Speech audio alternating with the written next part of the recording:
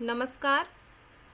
आज की इस वीडियो में हम हिंदी व्याकरण के अंतर्गत विकारी शब्द संज्ञा के विषय में अध्ययन करेंगे।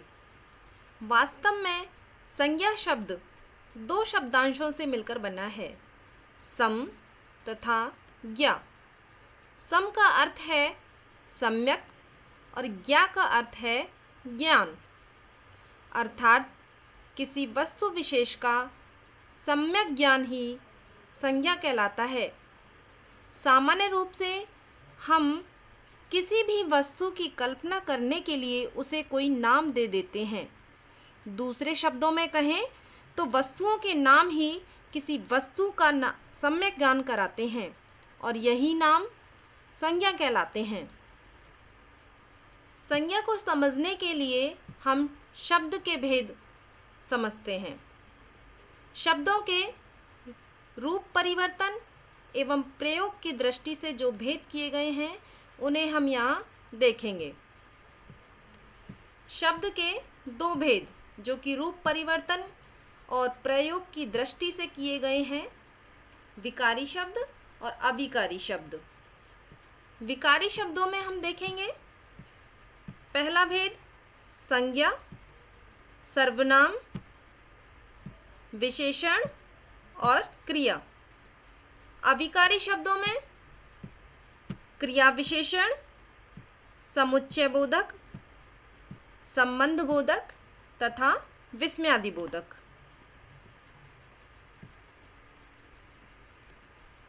संज्ञा की परिभाषा: किसी वस्तु, व्यक्ति, स्थान, गुण, दशा, भाव के नाम की जानकारी देने वाले शब्द या पद संज्ञा कहलाते हैं। संज्ञा के उदाहरणों में हम देखेंगे अब प्राणी के उदाहरण में सीता, राम, कृष्ण, मोहन, अध्यापक, माता, शेर, मोर, चिड़िया, बच्चा, गाय आदि। स्थान के उदाहरणों में घर, विद्यालय, दिल्ली, कोलकाता, नगर, गांव, मैदान, राजधानी, द्वीप आदि।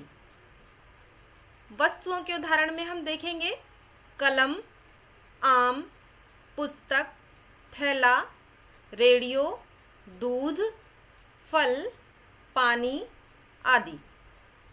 भावों के उदाहरण में देखेंगे सुंदरता, बुढ़ापा, बचपन, खटास, लंबाई, चौड़ाई, प्रेम, शत्रुता आदि। यहाँ जो उदाहरण दिए गए हैं, इन उदाहरणों के अतिरिक्त हमें अपनी पाठ्य पुस्तकों में और दैनिक जीवन में व्यवहार में काम आने वाले शब्दों में कई ऐसे संज्ञाओं के उदाहरण हमें मिल जाएंगे। इन उदाहरणों में देखते हैं कि कुछ नाम तो ऐसे हैं जो कि किसी विशेष व्यक्ति और वस्तु या स्थान का बोध कराते हैं, जैसे कि सीता, राम, कृष्ण, दिल्ली, कोलकाता आदि।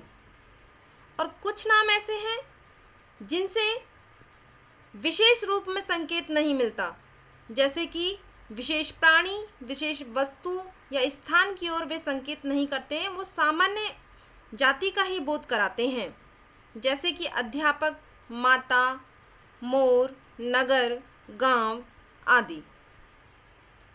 भावों के उदाहरण में हम देखते हैं कि इन भावों को हम केवल अनुभव कर सकते हैं, उनको हम देख नहीं सकते। उदाहरण के लिए हम बुढ़ापे को देख नहीं सकते, हम बूढ़े व्यक्ति को देखते हैं, बच्चे को देखते हैं लेकिन बचपन को नहीं देख सकते। इस प्रकार इन भावों का हम केवल अनुभव कर सकते हैं।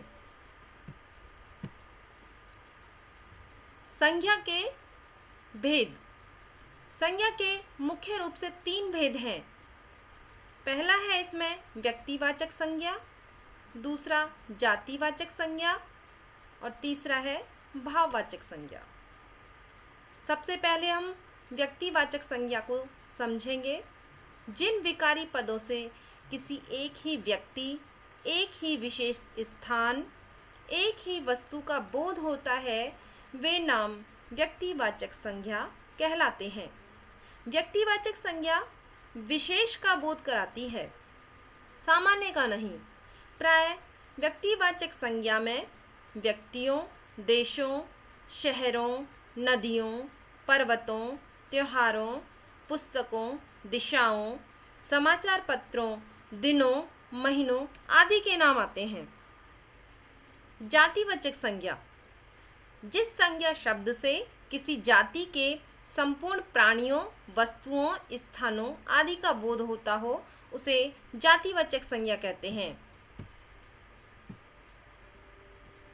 गाय, आदमी, पुस्तक, नदी आदि शब्द अपनी पूरी जाति का बोध कराते हैं, इसलिए ये जातिवाचक संज्ञा के उदाहरण हैं। भाववाचक संज्ञा, जिस संज्ञा शब्द से प्राणियों या वस्तुओं के गुण, धर्म, दशा, कार्य, मनोदशा, मनोभाव आदि का बोध हो उसे भाववाचक संज्ञा कहते हैं। प्राय गुण, दोष, अवस्था, व्यापार, अमूर्त भाव तथा क्रिया के मूल रूप भाववाचक संज्ञा के अंतर्गत आते हैं। इन तीन भेदों के अतिरिक्त अंग्रेजी व्याकरण के प्रभाव से कुछ विद्वान संज्ञा के दो भेद और मानते हैं। इन भेदों में है पहला समुदायवाचक संज्ञा और दूसरा है द्रव्यवाचक संज्ञा। हम पहले समुदायवाचक संज्ञा को समझेंगे। ऐसी संज्ञाएं जिनसे किसी वस्तुओं से समूह अथवा झुंड का बोध हो उसे समुदायवाचक संज्ञा कहते हैं। जैसे कक्षा, परिवार, मंडली, सेना, भीड़, सभा आदि शब्द समूह का बोध कराते हैं, तो इन्हें हम समुदायवाचक संज्ञा के उदाहरण कहेंगे। दूसरा है द्रव्यवाचक संज्ञा। ऐसी संज्ञाएं जिनसे किसी द्रव्य, धातु या पदार्थ का बोध हो उन्हें द्रव्यवाचक संज्ञा कहते हैं। जैसे सोना, चांदी, पीतल, घी, कोयला आदि। आज की इस वीडियो के अंतर्गत हमने संज्ञा के परिभाषा एवं भेदों के बारे में अध्ययन किया। अगली वीडियो में हम जातिवाचक संज्ञा से भाववाचक संज्ञा बनाना, सर्वनाम से भाववाचक संज्ञा बनाना आदि के विषय में अध्ययन करेंगे। धन्यवाद।